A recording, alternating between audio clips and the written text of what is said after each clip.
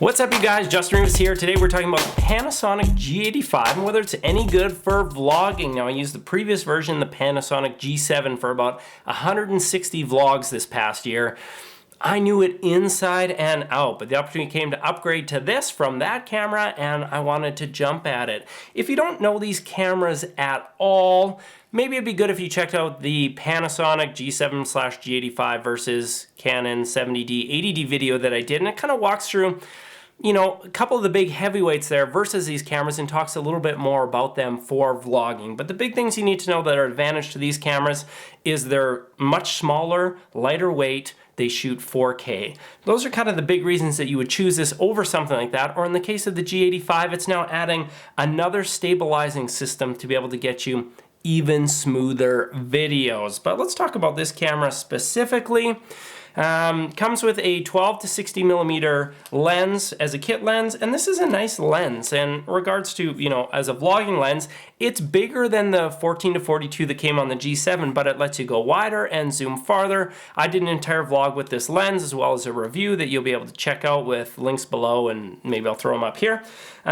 Solid quality lens, and for $100 or whatever they charge extra to get the lens, get the lens. It's totally worth it. Even if you're planning to get other ones, that's a good $100 investment. Happy with this lens. As far as the body goes, again, shoots 4K, shoots 1080p at 60 frames per second, which means that you can kind of get a slow motion effect, 2.5 times slow. That's nice to be able to do for, you know, a little bit more creative filmmaking. It's got the flip out screen, which obviously is very important to vlogging.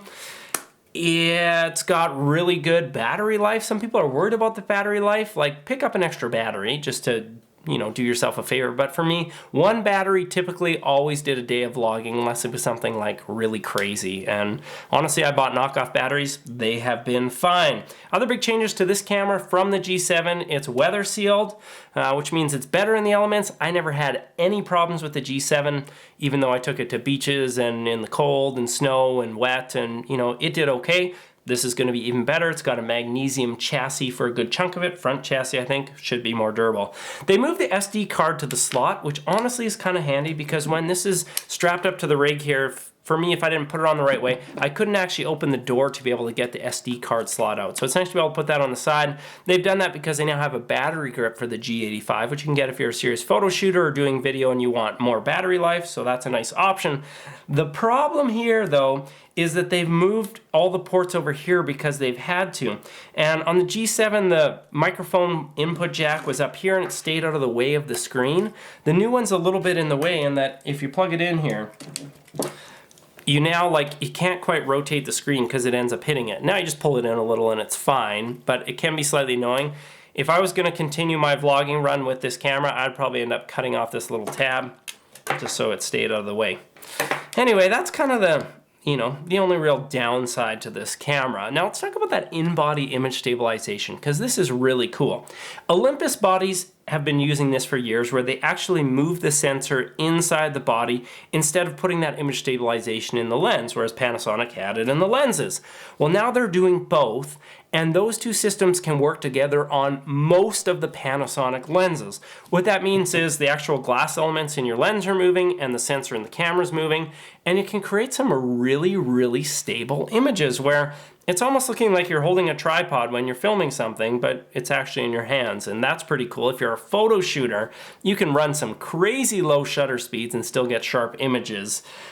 That part is really cool. The other thing they've done, you have the lens stabilizing, then you have the camera image stabilizing. They've actually kind of, not they've stolen this from GoPro, but GoPro, I don't know if you saw their new announcement, they now have image stabilization. Well, what they're actually doing doesn't work in 4K, it only works in the lower versions, but they actually move the image on the sensor in the pixels to add another layer of stabilization. Doesn't matter if that's like really technical, but in this camera you can do a similar electronic image stabilization where it crops the image slightly and then allows that to move on the sensor, plus the sensor's moving, plus the glass elements are moving in the lens for some crazy, almost like you have a proper handheld stabilizer where you can do some like pushes and some lifts and the image looks pretty stable. It's not perfect because there's a lot of electronic things going on there, but it's a cool feature to be able to have. For me, I use this ultra wide for my vlogging, 7 to 14 millimeter. It doesn't have any image stabilization, but being able to add in that sensor stabilization, that's nice. I've noticed that it's smoothed out the picture a good chunk. So yeah, I'd say that's a big part of it. If you're used to like doing filmmaking with this and you want to do pans or you kind of want to do slides, the image stabilization between these two allow you to be able to do some of that smoothly. The only thing is, make sure you go into the settings. You have to switch over to the camera mode, I think. But then you can go to the stabilizer and you can turn off stabilization left and right, so it's only stabilizing up and down. That's going to give you much smoother panning or sliding motions anyway. Top tip right there. Other than that, what I like about this camera for vlogging when you're using a microphone to put into it is, like the G7 before, it has a limiter built into the audio so that you can basically set the audio levels, but if you talk really loudly or you go louder, it actually turns down the volume for you and gives you a much smoother audio signal, so you're not having to process that in post. And people, whether you're talking quietly from a long ways away or you get right up into the camera, it just helps smooth out the audio, and that is a really, really nice feature in the camera. Let's talk about the big downside to these Panasonic cameras. The focusing is only okay. They use a basic kind of contrast detection system.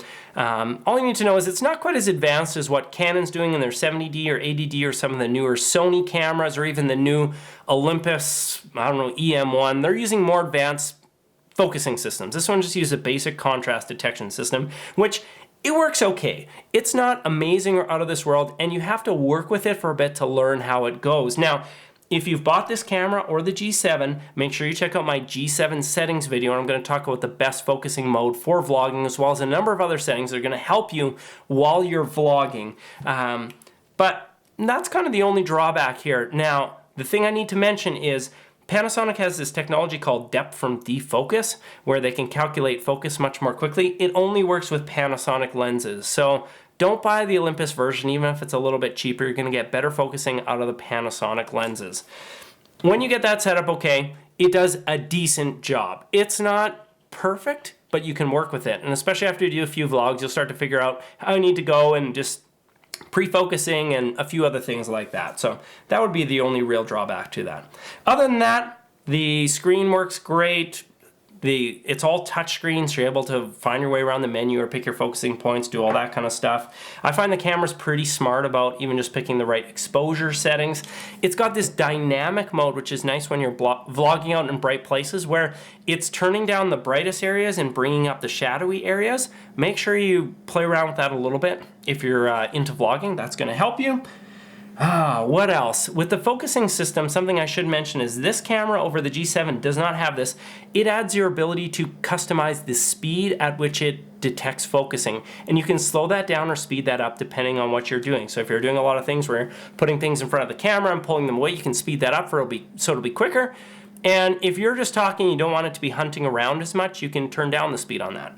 Nice little feature. What else can I say? I trust that this camera will hold up well, be durable. My G7 was fantastic. That in-body image stabilization is good.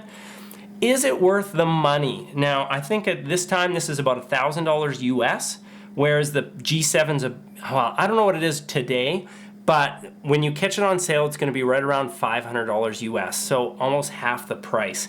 The G7 does a fantastic job.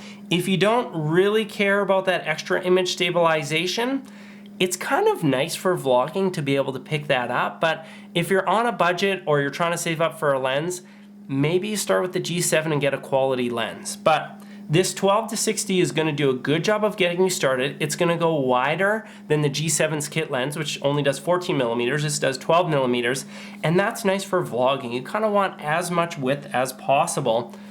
Plus, it's going to be a really smooth, stable image. So I think I'm going to leave that at that, and ask your questions. Make sure you check out some of my vlogs if you're not familiar with the G7 or the G85, to get a sense of, how all the image quality and stuff looks. There's been a few examples throughout this video that are maybe giving you a sense. Questions are great. Throw a like, throw a subscribe if you enjoyed this. I'm Justin Rivas. Thanks for watching.